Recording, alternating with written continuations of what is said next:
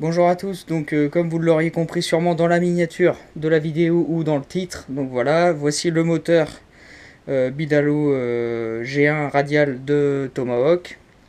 Donc il avait mis en vente début juillet il me semble, donc c'est moi qui l'ai acheté, voilà, donc bon, j'expliquerai tout ce qui s'est passé avant que ça arrive là, ici, chez moi. Plus tard, voilà, là pour l'instant le but de la manip c'est que donc je viens de recevoir aujourd'hui, donc je sais pas, la vidéo elle va sûrement être coupée en plusieurs parties. Donc là le but du jeu c'est que je viens de sortir du carton et le but de la manip c'est du nettoyer un petit peu, de nettoyer la cuve du carburateur, vérifier si tout est bien serré, mais bon, même si j'ai confiance, voilà, mais bon on sait jamais. Faut mieux prévenir que guérir comme on dit, surtout sur le genre de moteur. Donc un petit nettoyage, donc là je l'ai nettoyé déjà à l'essence un petit peu, puis soufflette. Là je vais le finir un peu au wet spirit, histoire d'avoir un truc propre, monter un moteur propre, voilà, c'est toujours intéressant. Et donc voilà pour le moment, et aussi prendre deux paramètres, l'avance à l'allumage qui a été mise et le volume de chambre, pour être sûr qu'on est quand même dans les clous, même si j'ai confiance en Christophe, voilà, c'est pas le problème, c'est juste pour, ça me fait au moins des valeurs de référence, étant donné que le moteur, je vais pas le démonter en lui-même, c'est un moteur qui tourne, qui marche, voilà, on le sait, donc je vais pas m'amuser à le démonter par respect pour le travail qui a été effectué sur ce moteur, je le monte tel quel, voilà. Après, peut-être qu'à l'avenir, il sera démonté pour entretien, pour changer un piston ou un segment, voilà, ça voilà, on s'entend bien, mais je veux dire, je vais pas m'amuser à tout le démonter tel qu'il est là aujourd'hui, il tourne, je veux dire, tout va bien, donc ça serait dommage, voilà. Donc je vais pas trop m'attarder là-dessus, donc vous voyez, le moteur, donc il est bien dans mon garage, c'est bien moi qui l'ai acheté, voilà. Donc j'espère avoir fait une bonne acquisition, bien entendu. Donc le but du jeu, bien sûr aussi, c'est de monter. Donc voilà, hein, sur ce Peugeot 103, vous vous rappelez. Donc celui-ci ne tourne plus depuis que j'ai le permis de conduire, c'est-à-dire depuis le mois de mars, donc ça fait 4-5 mois. Voilà. Donc bien entendu là l'achat de ce moteur, ça va permettre l'occasion de le refaire tourner, mais ça sera dans le but de faire des balades le dimanche tranquille, comme je faisais avant, je veux dire sans se prendre la tête, voilà, puisque maintenant j'ai une voiture, donc pour aller au boulot et tout ça, j'ai plus besoin de ma petite mobilette, voilà, ça me sert plus à rien, donc le moteur d'origine qui était dessus, donc il va descendre, qui tourne très bien d'ailleurs, mais que je vais garder quand même entier, voilà, ça fait un moteur qui tourne, voilà, tranquille. Donc voilà, bon, je vais pas m'attarder plus là-dessus. Donc voilà, après un petit nettoyage au White Spirit, donc ça va mieux déjà. Donc Tomahawk ne m'avait pas menti. Il l'a vendu avec ses mains graisseuses, comme il l'avait dit dans la vidéo. Voilà, mais ça me pose pas de soucis, c'est pas grave.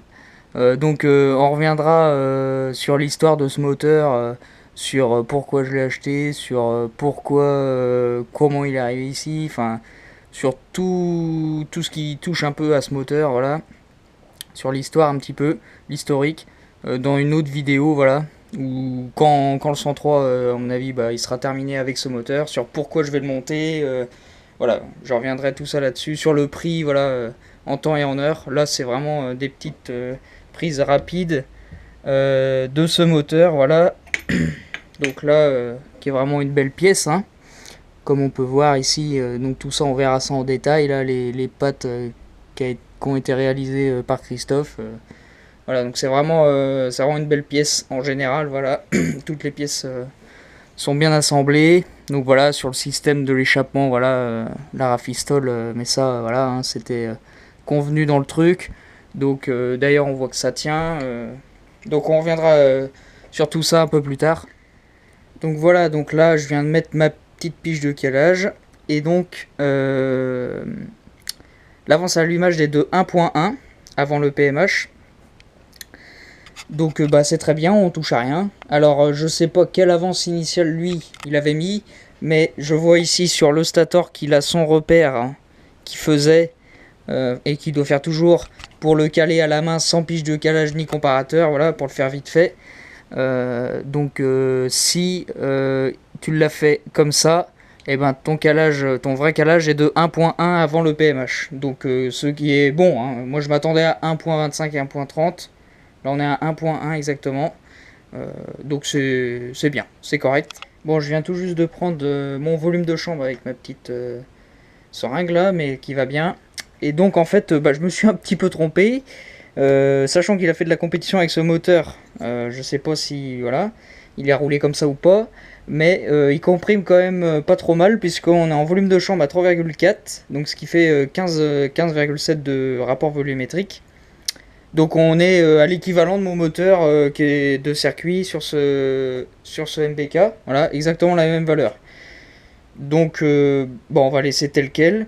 Sachant que par contre, faudra pas mettre de samplon 95. Voilà. Ça, c'est juste le truc à pas faire. Faudra rouler au samplon 90. Bon, là, je viens de faire le tour un petit peu de serrage de tout l'ensemble du moteur. Franchement, c'est nickel. Il n'y a rien qui bouge.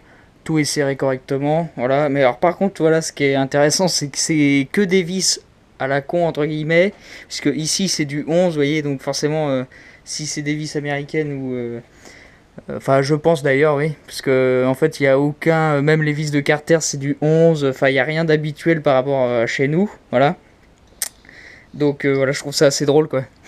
Euh, mais autrement, oui, voilà, tout est bien serré. J'ai fait des repères un petit peu partout pour voir s'il n'y a rien qui se dessert dans le temps. Mais bon, là, ça a l'air déjà pas trop mal. L'allumage est bien serré, ça c'est bien serré, donc franchement, il n'y a rien à dire. C'est nickel. Voilà, donc rien à se soucier là-dessus. Donc d'ailleurs merci pour la bougie neuve, voilà, que je viens de voir. Et puis les contrepoids de variateur. Ici il m'en a filé 4 autres plus légers, voilà. Comme ça je peux affiner les réglages si besoin. Donc ça c'est super sympa parce que j'avais pas, j'en ai pas en bidalo. Alors après est-ce que les Doppler auraient été dessus? Peut-être, là j'en ai plein. Mais bon au moins voilà, j'ai ce qu'il faut pour régler le vario ici. Même si normalement, voilà, c'est fait. Mais normalement, c'est bon, quoi. Le vario est réglé, mais bon, il y aura peut-être des ajustements à faire par rapport à ici, quoi. Sachant que je n'aurai pas de poulie d'embrayage, voilà, ça sera la différence par rapport à lui. Pas de poulie d'embrayage, ça sera c'est-à-dire un moteur, c'est-à-dire sans embrayage. Donc voilà, donc je calerai au stop comme la machine de circuit, mais bon, c'est pas gênant vu que je n'aurai utilisation que ça sera une journée dans la semaine, enfin voilà, et l'été quoi, je veux dire l'hiver ça sortira pas, ou ça sera vraiment pour de la balade, mettons 20 km un dimanche et puis voilà c'est tout, ça s'arrêtera là, donc c'est pas gênant.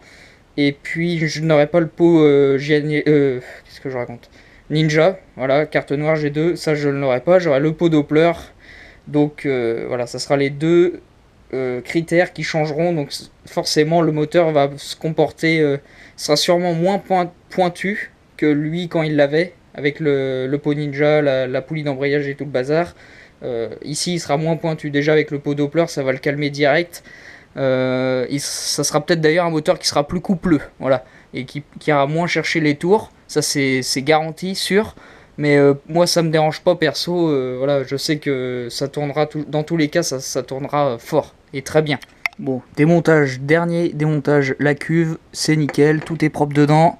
Donc je remarque qu'il a enlevé la petite rondelle anti-émulsion, et ça c'est une chose que j'ai fait récemment aussi quand même, parce que j'ai trouvé que ça perturbait quand même pas mal l'arrivée d'essence dans le carbu, et puis que ça avait tendance quand même à bloquer les flotteurs, puisque la rondelle passe très près des flotteurs, et des fois ça avait tendance à les bloquer.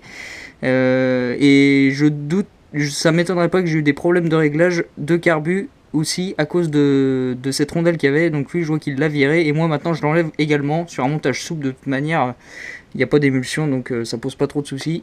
Donc je vois que c'est nickel. Bon, je vous dirai pas le gicler qu'il y a dessus, puisque ça doit faire tellement longtemps qu'il est dedans que on voit plus ce qui est marqué dessus. Bon, de toute manière ça devrait pas être trop mal. Peut-être que je devrais enrichir ou appauvrir suivant comment ça se comporte ici, voilà, vu qu'on a un climat plus frais. Mais bon, ça va pas ça va pas jouer sur 10 points, hein, on est d'accord. En tout cas c'est quand même intéressant de démonter même ce petit truc là. On sent que la main de maître entre guillemets qu'il y a eu sur ce moteur, voilà, tout est serré au bon dosage, je veux dire, même à vérifier les serrages et tout, on sent que tout est serré, rien n'est serré plus fort que ce que ça devrait. Voilà, on sent qu'il y a eu du sérieux dessus, voilà, et on n'en doute pas de toute manière. Donc c'est chouette, franchement, je pense que ça va être la grosse patate. Là, on peut le dire. Voilà, le Peugeot 103 poussiéreux qui n'a pas tourné, donc depuis environ 6 mois. Voilà, on voit les toiles d'araignée qui se sont installées, c'est intéressant. Donc on va sortir et descendre ce beau moteur d'origine, voilà, qui aura fait le taf. Environ 4000 km que j'aurais fait avec, sans encombre, sans aucun souci.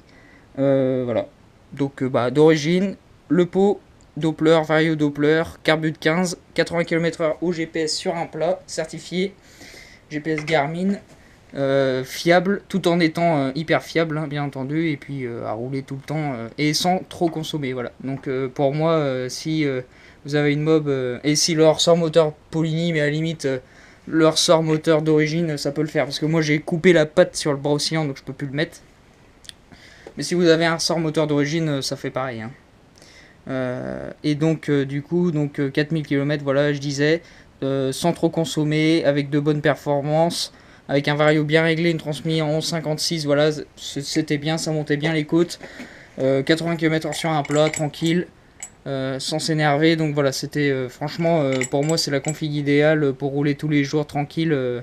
C'est parfait, ça vous coûte pas cher, ni en entretien, ni en essence, ni en pièces, puisque vous cassez jamais, enfin si tout est bien assemblé bien sûr, hein, et réglé.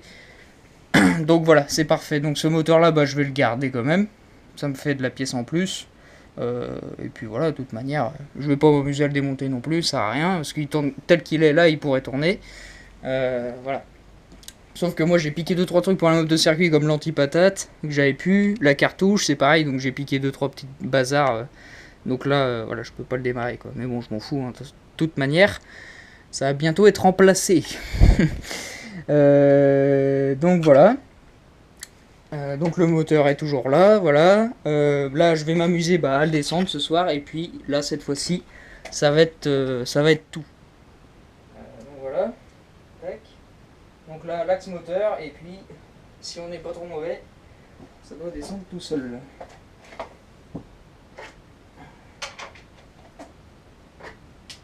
Même les boulons, je sais même plus.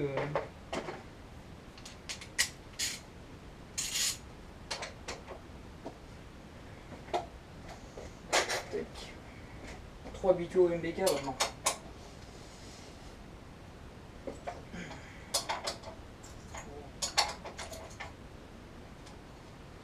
Mais bon, refaire un peu de Peugeot, j'avoue que ça va faire du bien, c'est intéressant. Moi j'aime les deux, Peugeot et MBK. Mais refaire un peu de Peugeot, ça va changer un petit peu.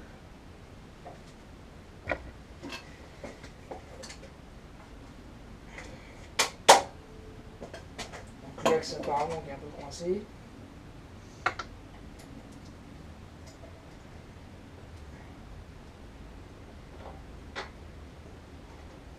Qui est graissé, mais voilà, ça travaille un petit peu, c'est normal. Et vu que j'avais changé les entretoises, il va peut-être être un peu serré sur le cadre. Là.